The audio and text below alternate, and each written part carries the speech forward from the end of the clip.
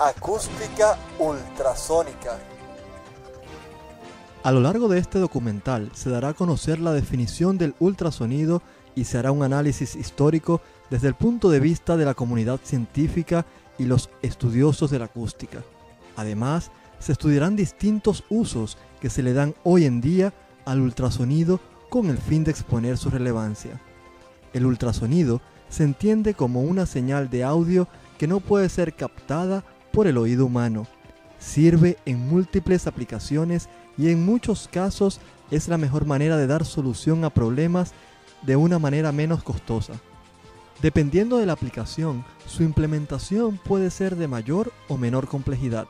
Su funcionamiento se remite básicamente a los mismos principios que los materiales piezoeléctricos, convirtiendo la energía mecánica en eléctrica y viceversa.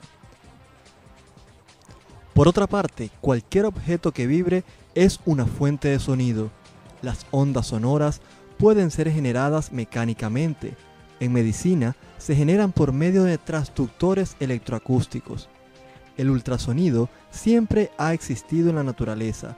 Es una herramienta útil para varios seres vivos, como en el conocido caso de los murciélagos.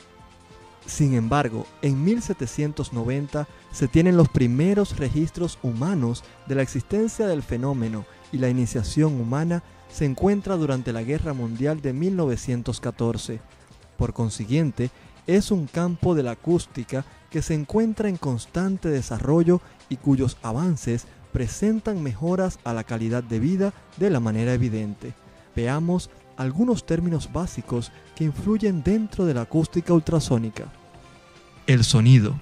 Son vibraciones mecánicas en un medio elástico, las cuales pueden hacer vibrar la membrana timpánica, convirtiéndose en vibraciones sonoras en dependencia de su frecuencia, frecuencias inferiores a 16 Hz.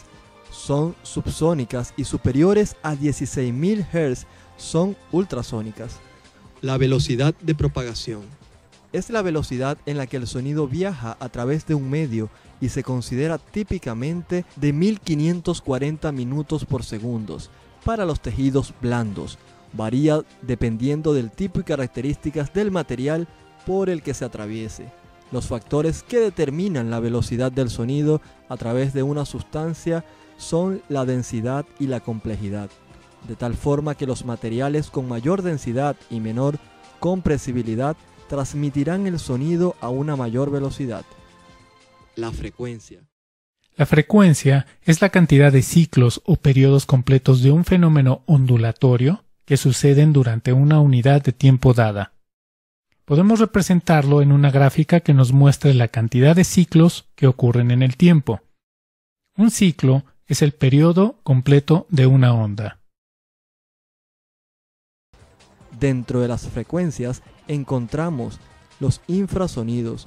Son ondas por debajo de 16 vibraciones por segundo, o lo que es igual de menos de 16 Hz, que es el límite inferior de audición del oído humano. Vibraciones más lentas quizás podremos notarlas, pero nunca oírlas. Hay animales como perros, delfines o mosquitos capaces de oír sonidos más agudos, de 25 kHz y aún más, pero estas ondas ya no entran dentro del espectro de los sonidos. Ultrasonidos. Son las ondas mecánicas que tienen una frecuencia superior a 16.000 Hz, aunque los utilizados en medicina son habitualmente de frecuencia superior a 0.5 MHz, suelen oscilar entre 0.5 y 3 MHz para su uso terapéutico y entre 1 y 10 MHz en ecografías. Dentro de los efectos tenemos efectos piezoeléctricos. Efecto piezoeléctrico es el nombre que se le da a un comportamiento particular a sustancias de la naturaleza como los cristales de cuarzo. Aquí se tiene representado un cristal de cuarzo.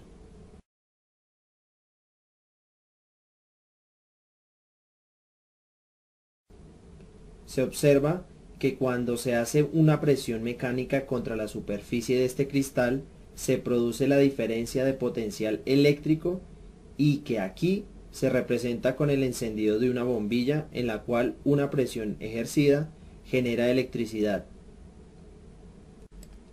De forma inversa, si se aplica un diferencial de potencial eléctrico contra las superficies del cristal, este sufrirá una expansión o contracción de su volumen, resultando en la formación de ondas mecánicas que se propagan por el espacio libre.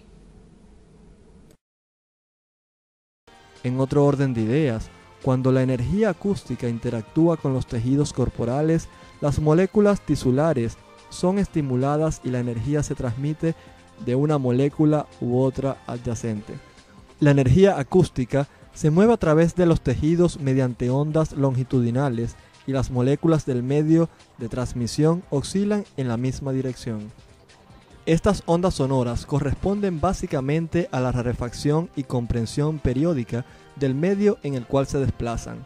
La distancia de una compresión a la siguiente, distancia entre picos de la onda sinusual, constituye la longitud de la onda y se obtiene de dividir la velocidad de propagación entre la frecuencia. El número de veces que se comprime una molécula es la frecuencia y se expresa en ciclos por segundos o hercios. Cuando dos materiales tienen la misma impedancia acústica, este límite no produce un eco. Si la diferencia en la impedancia acústica es pequeña, se producirá un eco débil. Por otro lado, si la diferencia es amplia, se producirá un eco fuerte, y si es muy grande, se reflejará todo el haz del ultrasonido.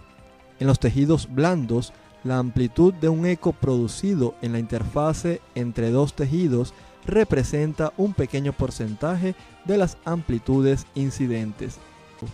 La longitud de onda y frecuencia. La frecuencia y el periodo son inversamente proporcionales.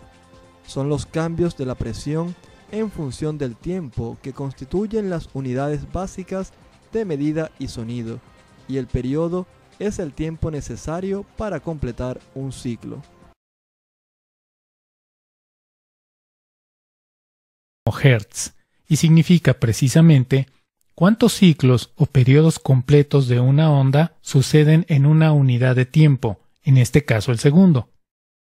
Las frecuencias graves tienen pocos ciclos por segundo. Las frecuencias agudas tienen más ciclos por segundo. En esta imagen puedes ver dos ondas. La de arriba es de una frecuencia menor a la de abajo. Las frecuencias altas se expresan en kilohertz.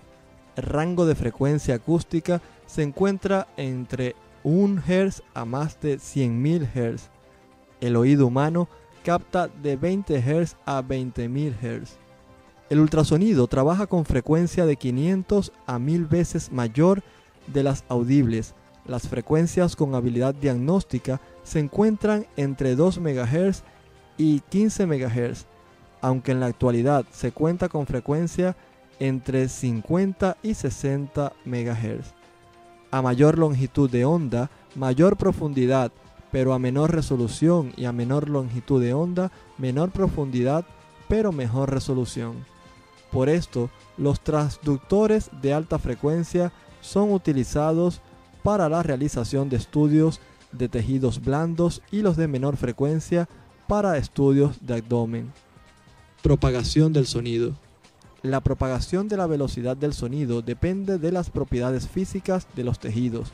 La resistencia del medio a la compresión depende de la elasticidad del medio, de su rigidez y de su densidad.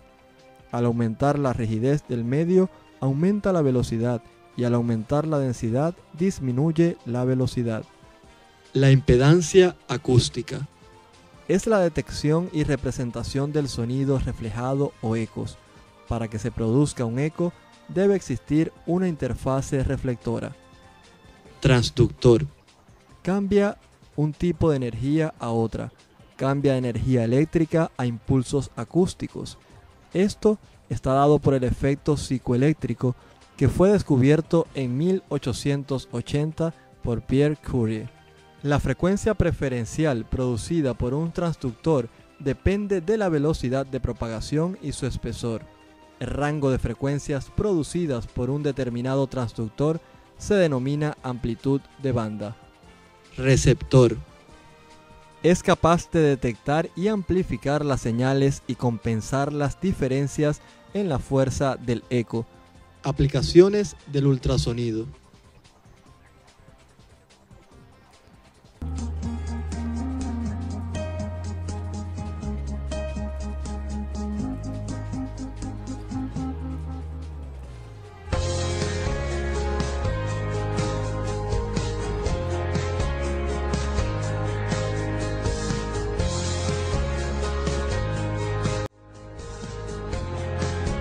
El fundamento de la aplicación de los ultrasonidos en el diagnóstico reside en la detención y representación de la energía acústica reflejada a partir de distintas interfaces corporales.